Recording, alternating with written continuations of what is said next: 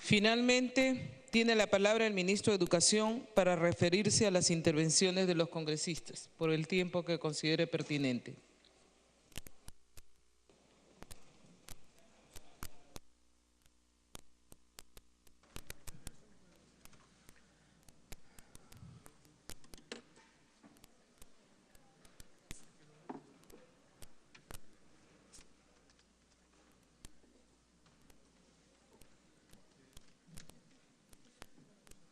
Muy buenas noches, señora presidenta.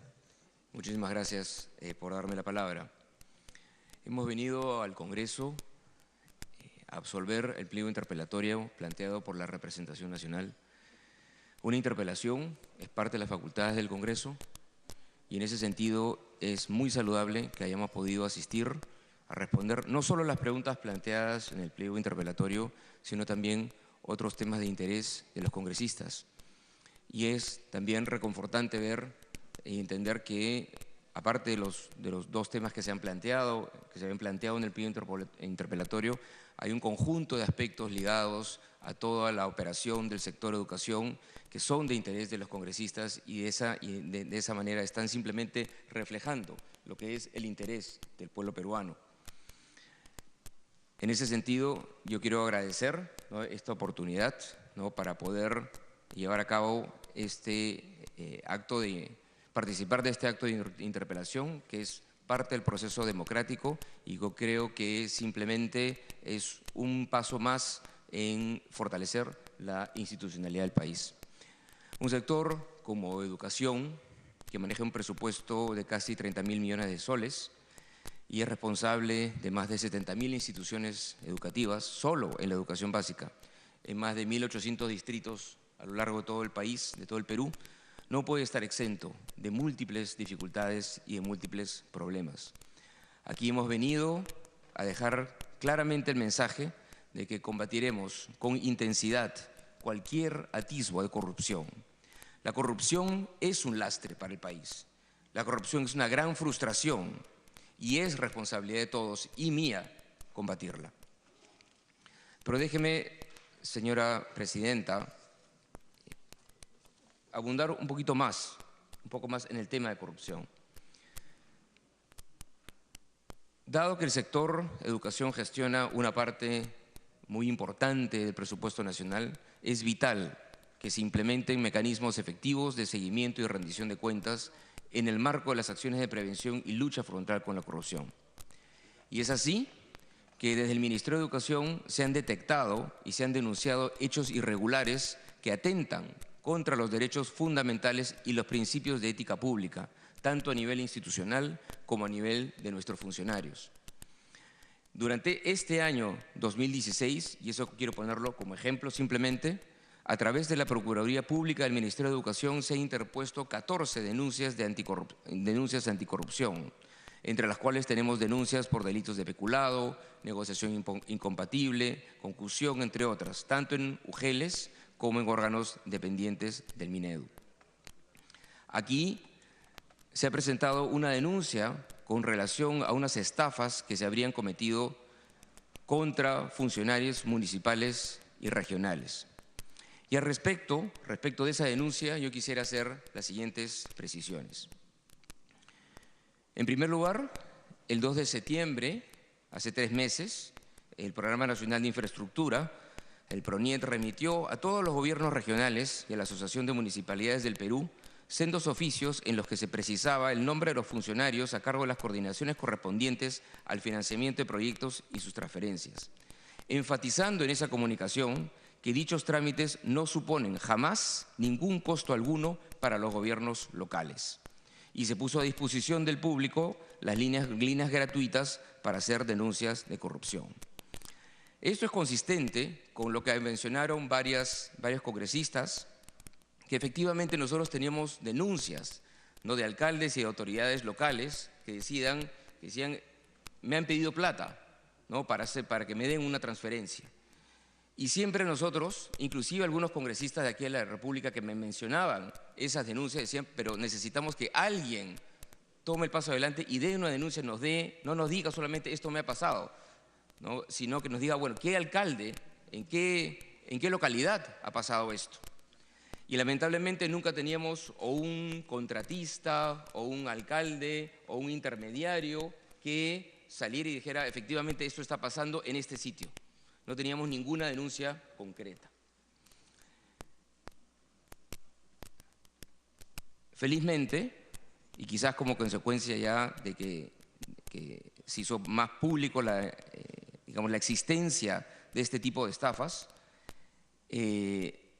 una persona se acercó al ministerio, dio una primera revelación y a partir de eso, los funcionarios del ministerio y la Procuraduría del ministerio empezaron a hacer indagaciones preliminares y efectivamente encontraron un conjunto de evidencias que mostraban que habían personas que no pertenecían al Ministerio de Educación, pero que lograban entrar al Ministerio de Educación, simulaban convenios falsos, incluso con firmas mías falsas, y engañaban a los alcaldes. Eran testaferros. Uno de ellos sí efectivamente es un exfuncionario del Ministerio de Educación, el resto no, y estas personas efectivamente engañaban a alcaldes o contratistas, le decían, necesitamos que nos des recursos, que nos des ese 3-5%, y les hacían firmar un convenio falso. Yo tuve una reunión con la presidenta del Consejo de Defensa Jurídica del Estado, la doctora Príncipe, el 16 de noviembre, para explorar cuál era el mejor mecanismo para hacer esta denuncia, si era mejor ir de frente a través de un procurador anticorrupción o ir a través de la Procuraduría del propio Ministerio. La decisión que se tomó fue que, en conjunto con los distintos procuradores de la oficina de la doctora Príncipe, que era mejor que esa acción la iniciara la misma Procuraduría del Ministerio. Y así la Procuraduría Pública Adjunta del Ministerio de Educación interpuso el martes 22 de noviembre en la Fiscalía Provincial Corporativa Especializada de Delitos contra la Corrupción de Funcionarios de Lima una denuncia penal contra 7 personas por presunta estafa y tráfico de influencias, entre ellas el congresista Juvenal Sabino Silva Díaz, el exfuncionario Ítalo Salazar y la mayor parte de nombres que se presentaron aquí. Esos son los mismos hechos en ese sentido, por eso también me preguntaban si el director de PRONIET seguía trabajando. El señor Canales fue parte del equipo que hizo toda la exploración para poder tener la evidencia suficiente para que se pudiera hacer la denuncia ante la Fiscalía. Y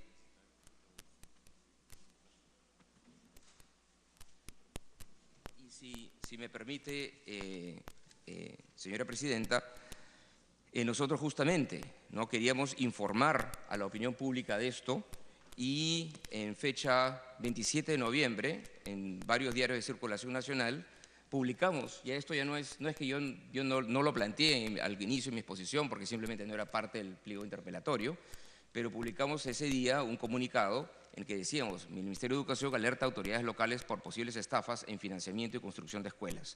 Y describíamos justamente lo mismo que yo acabo de leer para que los alcaldes estuvieran alertas. Quienes han sido acusados por la Procuraduría Adjunta del Ministerio de Educación han sido acusados de haber solicitado dinero a funcionarios de gobiernos locales y regionales a cambio de conseguirles supuestas transferencias para que puedan financiar proyectos de inversión.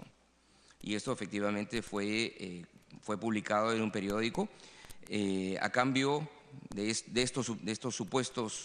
conseguirles estas supuestas transferencias, les exigían un pago adelantado de entre 3 y 5% del monto requerido. Cuando estos falsos funcionarios recibían ese adelanto, respondían luego que la transferencia se concretaría en próximos convenios y mostraban documentos con firmas, vistos y sellos falsos del Ministerio de Educación, ¿no? Documentos fraguados que yo mismo he visto.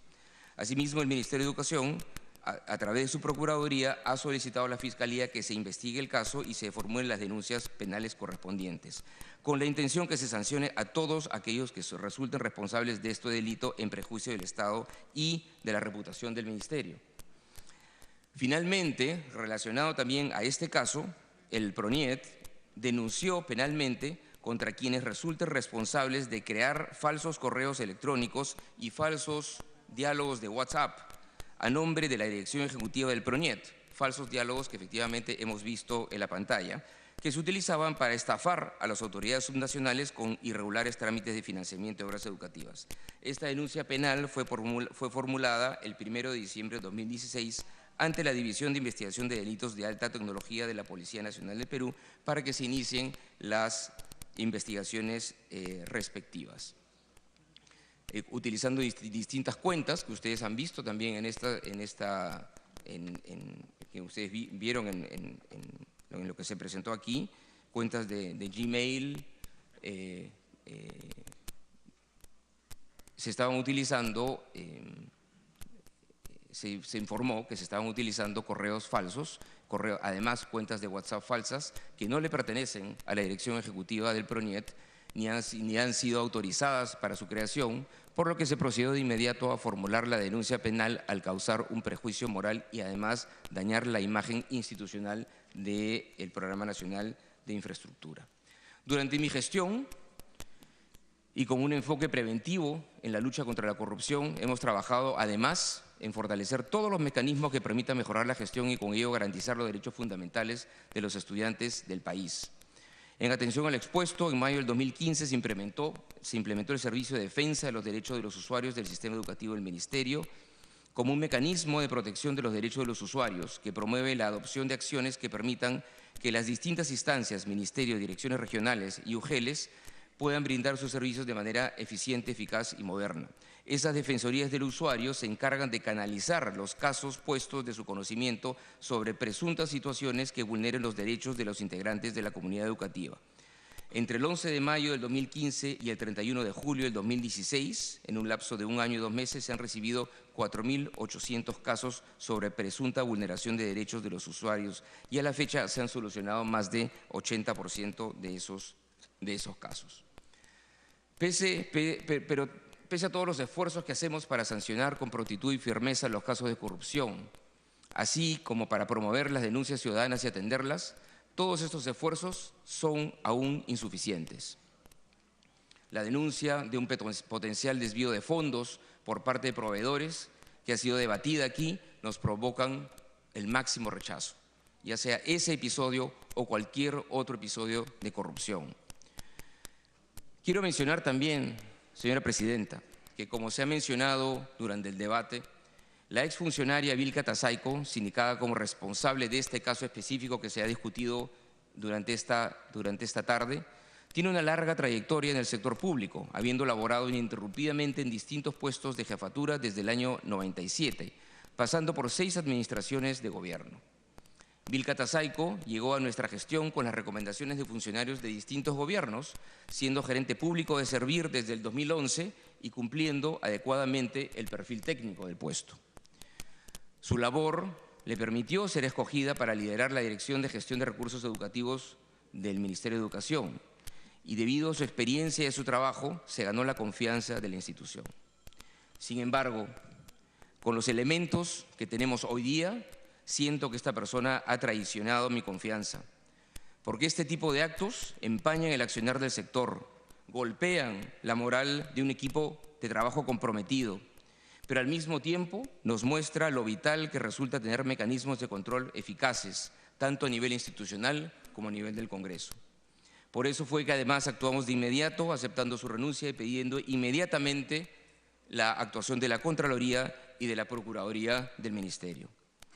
La corrupción, señora Presidenta, es un mal que necesitamos enfrentar y erradicar, pero no solo de manera reactiva, denunciando una vez detectados los hechos y a los corruptos, sino que necesitamos crear conciencia que la corrupción es un flagelo contra el que tenemos que luchar y no significa que no tendremos nunca ningún corrupto cerca, sino que si se rompe la confianza, si el funcionario obra mal, es denunciado, es sancionado y es separado de la administración pública. Pero que a pesar de eso, el trabajo no puede parar y necesitamos ejecutar todas las acciones de prevención necesarias.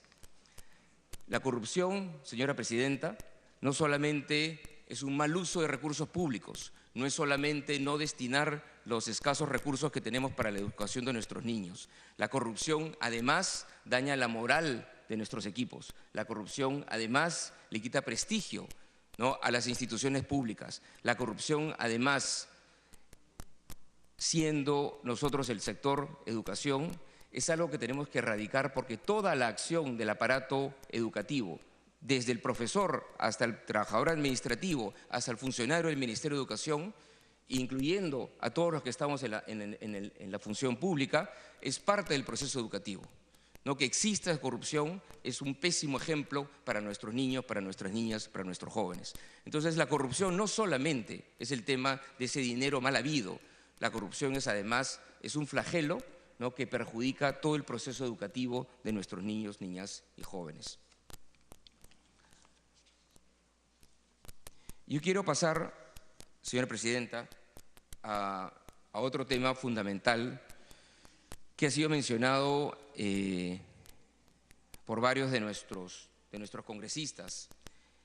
Quiero pasar a otro tema ligado a la educación misma, y que son los maestros. El proceso de reforma educativa en el cual estamos embarcados y en el cual vemos que hay ya algunas evidencias de pequeñas mejoras, ¿no? De mejoras que nos muestran que estamos en el camino correcto, pero que estamos muy lejos todavía de donde debemos estar. Son reformas que requieren que trabajemos en un conjunto de temas, en la ampliación de un conjunto de programas pedagógicos, en la mejora de la infraestructura, en la mejora de gestión de nuestras escuelas. Pero si hay un elemento que es absolutamente fundamental y que es el consenso a nivel internacional, a nivel de toda la literatura académica, a nivel de quienes hacen política pública en educación, si hay un consenso, un solo consenso, es que el maestro es el elemento fundamental y que la calidad de la educación de un país depende de la calidad de sus docentes.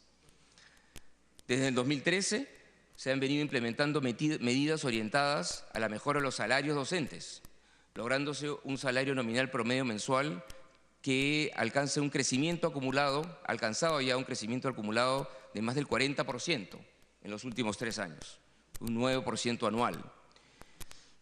Ello ha sido posible debido a medidas como la implementación de nuevas asignaciones temporales por tipo, cargo y ubicación de la institución educativa donde el docente presta servicios, por el incremento de la jornada laboral para profesores de secundaria. Sí hemos tenido un incremento de horas, pero de horas pagadas, pero tenemos que continuar todavía con ese proceso. Se amplió el alcance de la asignación por BRAEM, aunque sabemos que existe un problema con 2 provincias en el Cusco. Se creó e implementó el bono de atracción docente, se incorporó a los docentes contratados para que ellos también puedan recibir distintos tipos de bonos. Estos incrementos son importantes, pero evidentemente insuficientes, por lo que es necesario continuar con dichas medidas, asegurando que los docentes puedan tener salarios competitivos en el futuro. Ese es un compromiso del Gobierno y en eso viene trabajando el sector.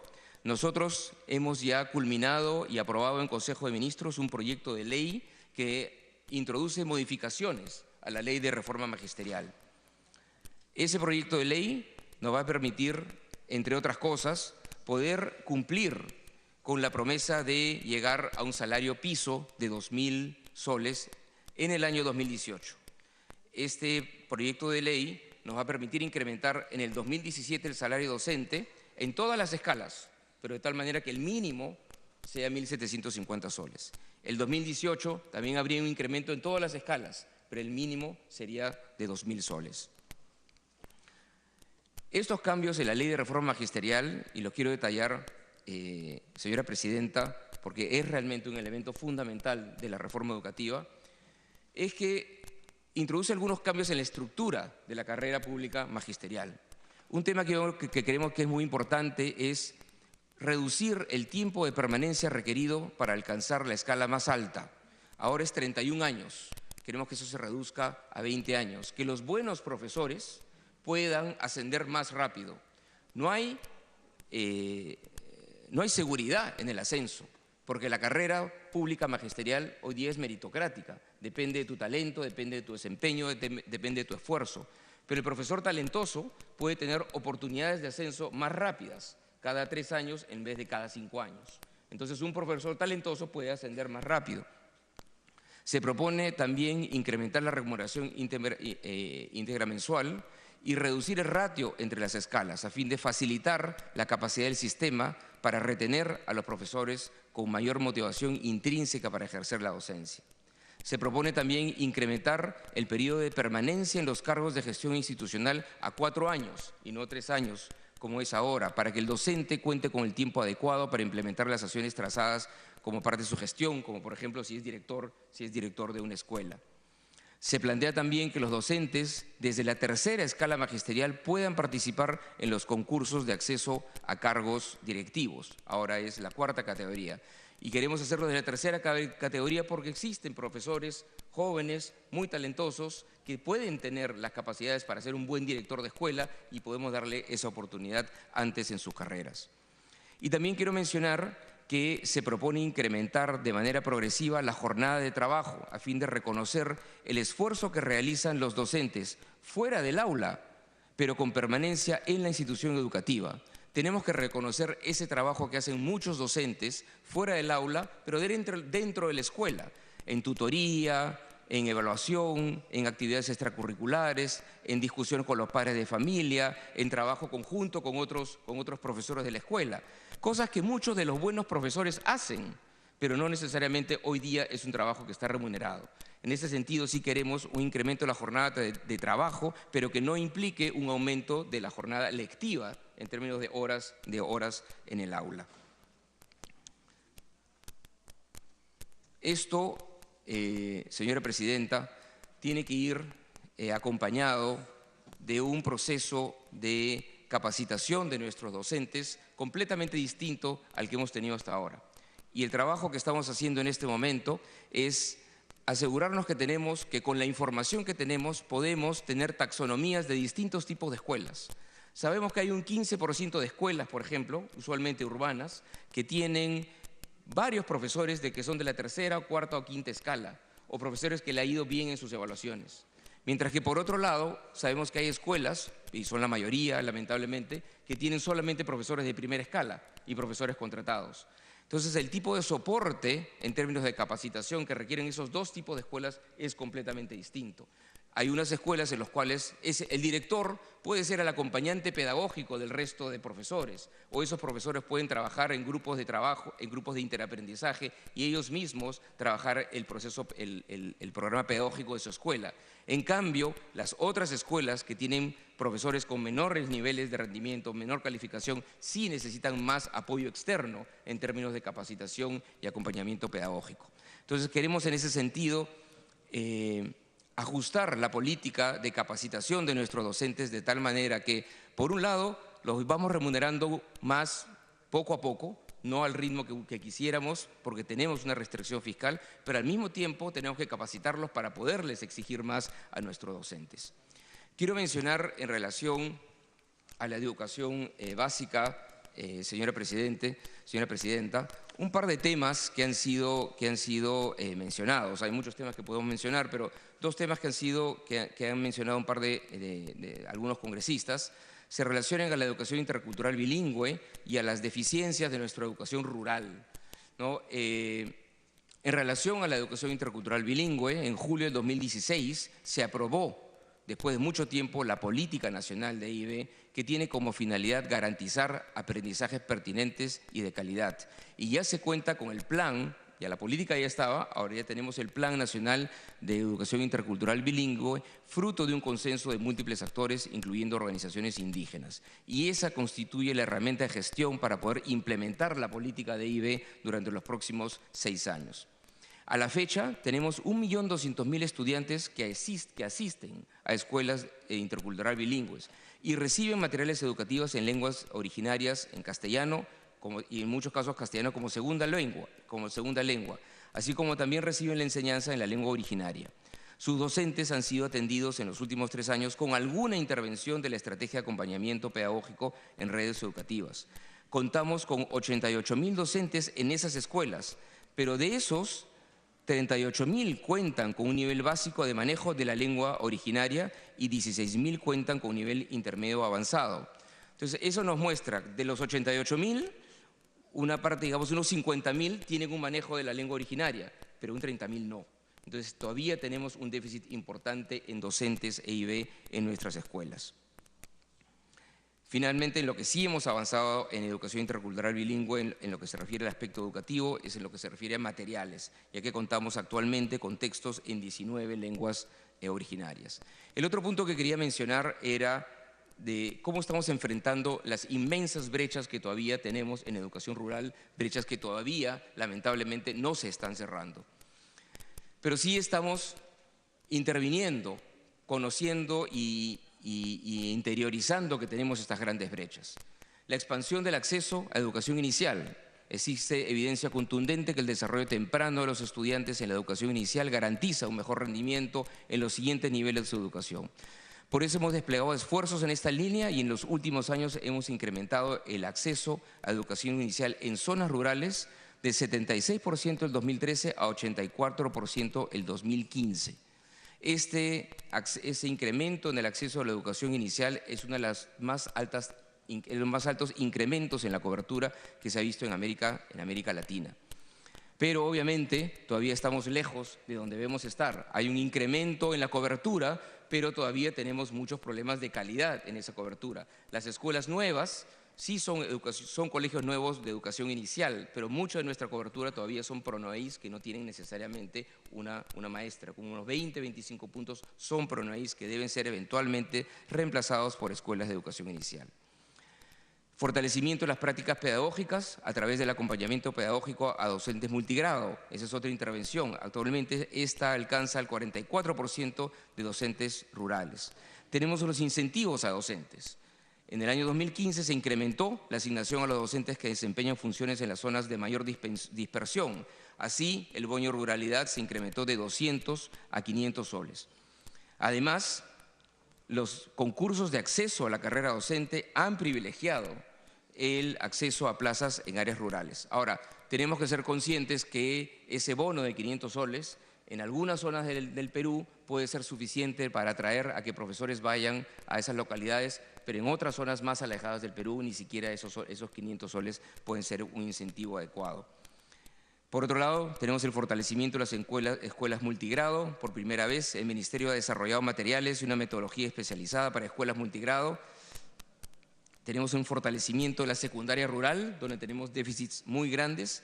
Se han desarrollado y multiplicado modelos para la secundaria rural, estamos con la secundaria en alternancia y los internados. Sin embargo, el número de internados que tenemos en el Perú es extremadamente bajo y es la única solución que nosotros podemos tener para darle una secundaria rural decente a nuestros niños. En este presupuesto hemos aprobado una partida para poder trabajar con organizaciones sin fines de lucro que nos permitan administrar de manera adecuada escuelas de alternancia y escuelas internadas en las zonas, en la selva y en las zonas rurales de la sierra. Yo quiero antes de acabar con el tema de la educación básica, señora Presidenta, yo no quiero hablar de la prueba PISA, yo creo que hemos hablado mucho de la descripción de los resultados. Yo solamente quiero hablar de cuál es el significado de lo que estamos viendo. Yo creo que el significado de ver que somos un país que está mejorando, el significado de ver que somos el país que más ha mejorado en América Latina, en todas las áreas, en ciencias, en matemáticas y en comunicaciones, y ser de los países que más ha crecido a nivel mundial, simplemente lo que nos debe dar es esperanza y optimismo. Esperanza y optimismo de que efectivamente estamos en la ruta correcta, estamos muy lejos todavía de donde debemos estar, en donde mejor estamos es en matemáticas, donde estamos en un puesto 61 de 70, pero obviamente no podemos estar contentos con eso. Con lo que podemos estar contentos es con la ruta que tenemos trazada, con que estamos cambiando en la dirección, mejorando y estamos yendo en la dirección adecuada y estar satisfechos que nuestros maestros están haciendo un buen trabajo, que tenemos que seguir apostando por ellos y podemos darle un mensaje de optimismo y de esperanza a nuestros padres de familia de que poco a poco seguimos avanzando en mejorar la calidad de la educación que reciben sus hijos. Quiero antes de pasar al tema de los panamericanos y otros temas ligados al deporte que fueron parte también del pliego interpelatorio, Solamente hacer una aclaración de un tema más administrativo y presupuestal, pero que ha surgido varias veces, que es el tema de las consultorías. No se han dedicado 858 millones de soles a consultorías, no se están poniendo esa cantidad de recursos en nuestro presupuesto. Debido a limitaciones del sistema de información financiera, inicialmente se programaron bajo ese rubro recursos que eran para atender conceptos completamente ajenos al rubro de consultoría, como es el caso de convenios con el Instituto Nacional de Estadística para las evaluaciones de estudiantes y docentes, transferencias a universidades públicas, transferencias a gobiernos regionales para el desarrollo de intervenciones pedagógicas. Esas intervenciones pedagógicas, por ejemplo, incluyen los colegios de jornada escolar completa, y ahí en esas transferencias están todos los contratos CAS que se tienen que hacer para los psicólogos, ¿no?, para los tutores, para asistentes administrativos que tienen ahora los colegios de jornada escolar completas. Está muy lejos, digamos, esos trabajadores de poderse considerar como consultores. Felizmente, este problema se ha solucionado durante la discusión de la Ley de Presupuesto del 2017 en coordinación con la Comisión de Presupuesto del Congreso, lográndose una clasificación presupuestal adecuada de los recursos programados en este rubro.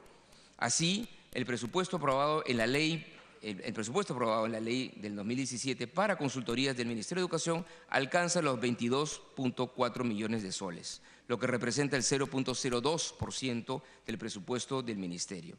Este presupuesto de consultorías, esos 22 millones, están destinados mayoritariamente a financiar estudios de preinversión, acciones de supervisión de obras y el desarrollo de instrumentos para evaluación de desempeño de docentes y logros de aprendizaje. El resto de recursos, los otros 800 millones de soles, han sido ya reclasificados correctamente gracias a ese trabajo conjunto que se hizo con la Comisión de Presupuesto. Quiero pasar, si me autoriza, señora Presidenta, al tema de los Panamericanos, que han habido varias preguntas sobre ese tema. Estos Juegos Panamericanos y Parapanamericanos son un compromiso nacional, es un evento importantísimo en el continente americano y se advierte la trascendental responsabilidad del país al haber asumido el compromiso de realizar un evento con el nivel de calidad y excelencia que las normas deportivas internacionales exigen. Ese certamen deportivo brinda la oportunidad para el país y para Lima de obtener un legado para su sociedad. Implica asumir y enfrentar desafíos impulsando el desarrollo deportivo, la inversión pública y la inversión privada. Nos permiten integrar el deporte y la actividad física a la vida de nuestros ciudadanos y estudiantes como elemento que aleja a la juventud de la delincuencia y de las drogas. Coloca a Lima y al país en el centro de la atención deportiva internacional como ciudad moderna y capaz de organizar eventos de alto nivel. Y estos Juegos tendrán no solo un impacto deportivo, sino además sobre el turismo, el comercio y la generación de empleo. Se pregunta si estamos a tiempo, y ahí debo señalar que, tal como ya hemos mencionado, estamos a tiempo. Actualmente hemos reducido la inversión haciendo algunos ajustes en los escenarios deportivos, modificando la estructura de cuáles son los deportes que se juegan en las distintas instalaciones, con lo cual un polideportivo que estaba considerado en el plan maestro y cuyo valor estimado estaba en alrededor de 214 millones de soles, se ha visto por conveniente no ejecutarlo, ¿no?, y optimizar el uso del resto de escenarios. Asimismo, han habido rediseños en los términos, en los planos y en la estructura de la vía panamericana que nos permita optimizar y reducir el costo de ejecución de dicha obra.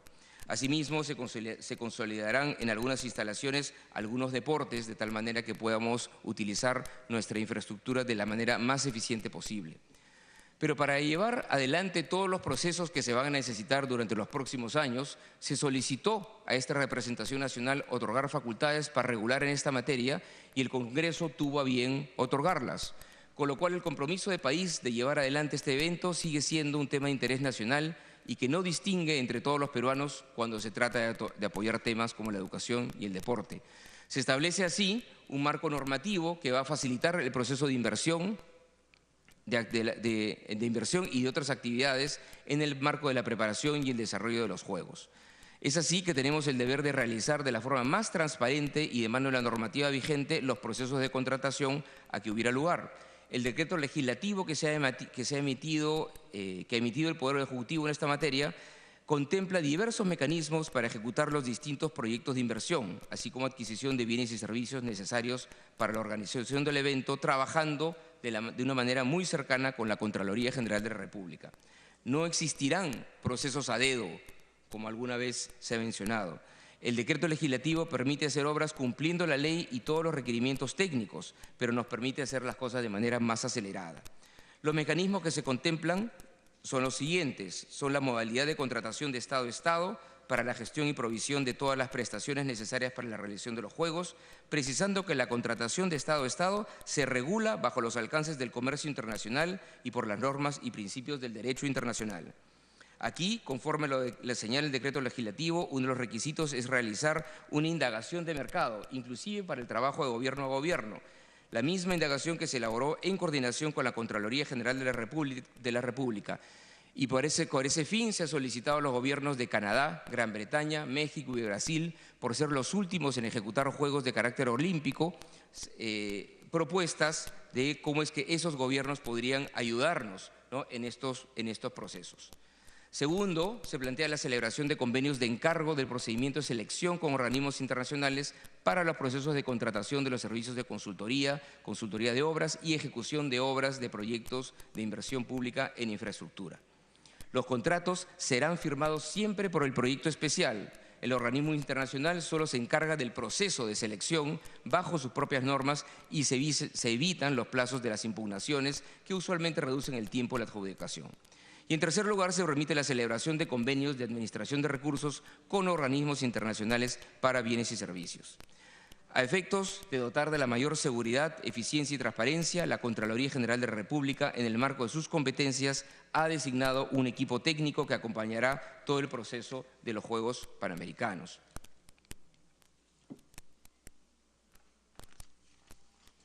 Quería, por otro lado, señora Presidenta, mencionar el tema de nuestros deportistas.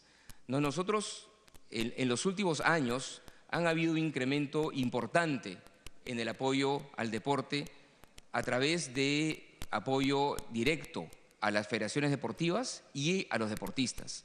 Así, entre el 2006 y el 2011, los montos de apoyo oscilaban entre 8 y 10 millones de soles al año. Ahora nosotros estamos llegando a más de 62 millones de soles en el año 2016, juntando las subvenciones a las federaciones deportivas nacionales y las subvenciones directas a los deportistas.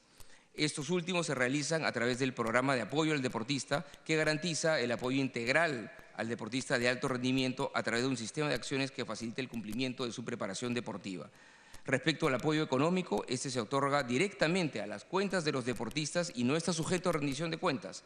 Los montos dependen de los planes de entrenamiento, el uso de los recursos depende de los planes de entrenamiento de los deportistas y dependen del nivel deportivo en el que se encuentran y varía entre los 600 y los 4.000 soles mensuales. Por otro lado, nosotros hemos incrementado también las subvenciones económicas otorgadas a las federaciones deportivas nacionales para el pago a técnicos calificados, para la organización y participación de eventos deportivos, para la organización de eventos deportivos internacionales y la participación de seleccionados nacionales en eventos internacionales, adquisición de material deportivo, capacitación de agentes deportivos. Nosotros hemos tenido durante los últimos 18 meses 3 reuniones con las federaciones nacionales. Y en estas reuniones con las federaciones nacionales, un tema que hemos enfatizado es la necesidad que las federaciones tengan un mejor proceso, mejores mecanismos de gestión, porque en la medida de que las federaciones nacionales reciban recursos públicos que quisiéramos que se incrementen justamente para que ellos mismos puedan trabajar mejor con sus deportistas, es esencial que estas federaciones puedan rendir cuentas apropiadamente, puedan manejar de manera apropiada recursos públicos. Este trabajo está contando de los últimos meses con el apoyo del Banco Interamericano de Desarrollo, que nos está apoyando en el trabajo de los planes de preparación de atletas de las distintas federaciones. Quería mencionar 2 temas más, si me permite, señora Presidenta. Un tema que también se ha mencionado es el tema de las universidades. Se ha mencionado que hay algunas universidades públicas que están en huelga. Y yo quiero mencionar dos temas ahí. Nosotros hemos tenido una reunión con la FENDUP, hemos tenido varias, en mi persona, yo he tenido una reunión el día de ayer en la que se aprobó la instalación de una mesa de trabajo para poder, durante el próximo año, tener un espacio de diálogo y de trabajo conjunto con la FENDUP para poder continuar con el proceso, con mejoras en la reforma universitaria, tanto del aspecto de la carrera del catedrático de la universidad pública como mejoras que se tuvieran que hacer a la legislación universitaria misma. Y tenemos entendido que hoy día se está discutiendo la suspensión o paralización de la movilización nacional. Pero en ese sentido, nosotros estamos iniciando también, señora presidenta, trabajando con los rectores de las universidades públicas, los rectores de las universidades privadas, con los estudiantes, con los especialistas también, en un conjunto de reuniones y de diálogos que nos permiten saber, ya luego de 2 años de haber tenido una ley universitaria, qué cambios se necesitan en esa ley para una mejora en el funcionamiento de nuestras universidades. Y los distintos rectores, los estudiantes, plantean un conjunto de iniciativas y tienen un conjunto de opiniones de modificaciones que se tienen que hacer a la ley para un mejor funcionamiento de la misma. Por ejemplo, en el caso de la universidad pública está el tema de la progresividad en que los profesores a los 70 años ya no puedan ejercer un cargo directivo. Eso es algo que las universidades mismas entienden la lógica, pero es algo que se debe implementar de manera progresiva. Asimismo, se plantea que hay bonificaciones de 25 o 30 años lúteo y sepelio que reciben los catedráticos públicos, pero que en la ley no está puesto de manera taxativa y hay distintas interpretaciones si ellos deben recibir o no esas bonificaciones. Y nosotros creemos que las deben de recibir, ¿no? Entonces, creemos de que se debería modificar la ley para que eso sea más claro. Por ejemplo, el tema de los cursos de verano, ¿no? Que es algo que también la ley no es claro, así que los chicos pueden hacer cursos de verano y acabar su carrera más rápido. Eso es algo que también es algo que se debe plantear. Asimismo, la educación a distancia. La ley es bastante inflexible con ese tema y ahí, de alguna manera, justos han pagado por pecadores, porque efectivamente teníamos universidades de mala calidad que daban educación a distancia, pero existen universidades de excelente calidad que pueden dar educación semipresencial y es algo que se debe de regular mejor. Asimismo, se debe regular mejor el proceso de licenciamiento, porque los plazos de licenciamiento de las distintas universidades que están establecidos en este momento son plazos muy cortos y es algo que a través de modificaciones en la ley se podrían ampliar.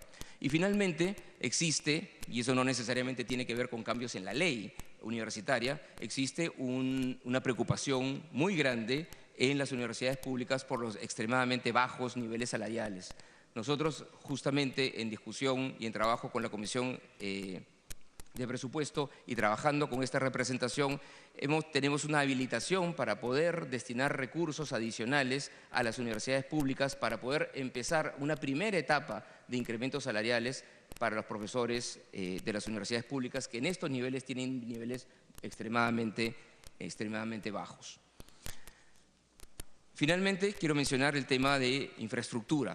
Se han mostrado aquí ejemplos penosos, ¿no?, de déficit de infraestructura en todo el país.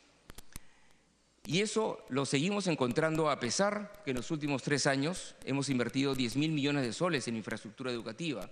Ha permitido entregar más de 3.200 colegios en todo el país. Se ha podido entregar nuevo mobiliario y aulas prefabricadas en 5.500 colegios. Este incremento en la inversión en infraestructura educativa ha priorizado además el cierre de brechas entre zonas urbanas y rurales. En el año 2016, por ejemplo, en este año, el 65% del total de la inversión en infraestructura se destinó a mejorar los colegios rurales del país. Pero hay que notar que el 70% de nuestros locales escolares deben ser sustituidos total o parcialmente. En ese sentido, entonces, cuando uno dice se han podido entregar en los últimos años 3.200 colegios, eso parece una cifra grande, pero esa cifra lamentablemente palidece, ¿no?, dado el tamaño de la gran brecha que tenemos.